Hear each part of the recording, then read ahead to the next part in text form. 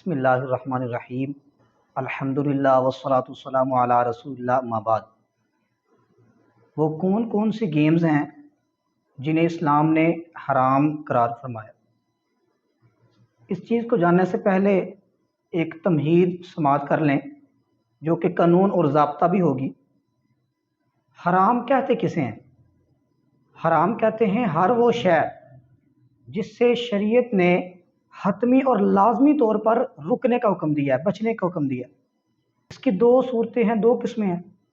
ایک تو ہوتا ہے حرام لذات ہی۔ وہ کیا ہوتا ہے؟ حرام لذات ہی کہتے ہیں اس حرام کو جس میں ذاتی طور پر فساد اور خرابی ہو، جیسے کہ شراب ہو گیا، جوا ہو گیا، اسی طرح زنا یا چوری ہوگی۔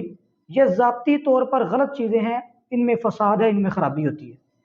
اور ایک حرام وہ ہوتا ہے جو ذاتی طور پر تو خراب فساد اس میں نہیں ہوتا، لیکن غیر کی وجہ سے اس میں خرابی پیدا ہو جاتی ہے، اسے کہتے ہیں حرام لغیرہ۔ اس کی مثال جیسے کہ عید والے دن روزہ رکھنا۔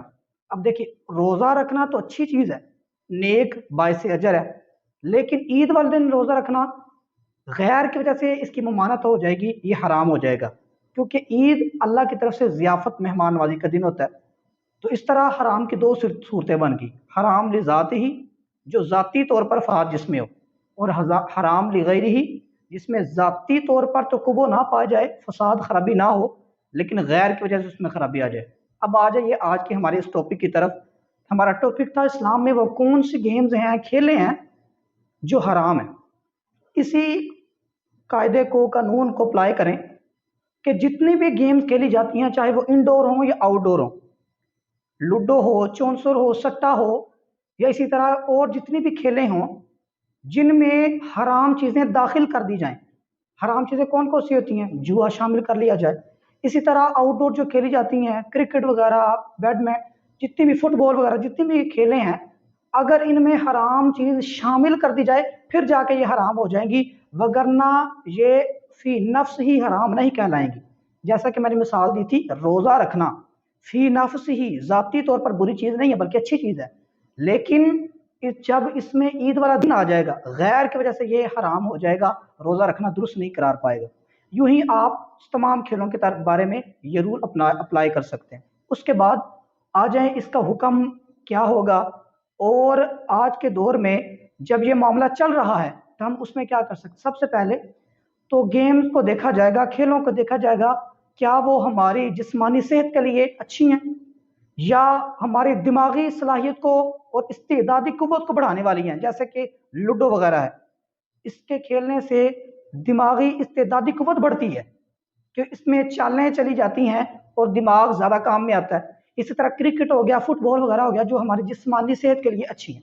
اب یہ گیمز فی نفسی اچھی ضرور کہلائی جائیں گی، لیکن جب ان میں غیر جو غلط چیز ہے، حرام چیز ہے، شامل ہو جائے گی، پھر یہ گیمز حرام کہلائی جائیں گی۔ اور دوسری بات، اگر ان میں سے ہم جوا وغیرہ نکال دیں، یعنی جوا وغیرہ نہ بھی رکھیں، لیکن پھر بھی اگر یہ نماز کے اوقات سے ہمیں غافل کر رہے ہیں یہ گیمیں یا کھیلیں، اس کے متعلق تو اللہ رب العزت واضح الفاظ میں شاہ فرما دیا، یہ لہو الحدیث، یعنی لغو چیزوں سے بچنا ہمارے اوپر لازم ہے۔ اور رسول اللہ صلی اللہ علیہ وسلم کی حدیث پاک اس کا مفہوم فرمایا کہ اسلام کے حسن میں سے ایک یہ چیز ہے، بندے کے اسلام کے حسن میں سے، کہ بندہ لا یعنی چیزیں، فالتو چیزیں چھوڑ دے۔ تو اگر یہ ہماری نماز کے اوقات میں ہمارے نماز کے وقت ضائع ہو رہے ہیں، نمازیں ضائع ہو رہی ہیں، حقوق العباد یعنی جو ہمارے بچوں کے حق کے ہیں، ہمارے گھر والوں کے حق ہیں، اگر وہ حق تلفی ہو رہی ہے تو اس وقت بھی یہ چیزیں حرام ہو جائیں گی، ان سے بھی بچنا بھی ضروری ہے۔ آخر میں اس کا ایک سلوشن حل آپ کو بتلاتا چلوں۔ اگر ہم نے گیمز کھیلنی ہی ہے اور ہم نے پہلی بات تو جوا نہ رکھیں، دوسری بات اگر ہم نے پیسے کا حرص رکھنا ہی ہے تو یوں کیجئے ایک تیسرے بندے کو انوالو کر لیں، اور تیسرا بندہ اپنی طرف سے قربانی پیش کرے۔ وہ یوں کہے کہ تم میں سے جو بھی جیتے گا میں اتنا انعام کے طور پر اسے پیسہ دوں گا۔ تو یہ صورت بہرحال نکل سکتی ہے، گنجائش پیسہ ہو سکتی ہے۔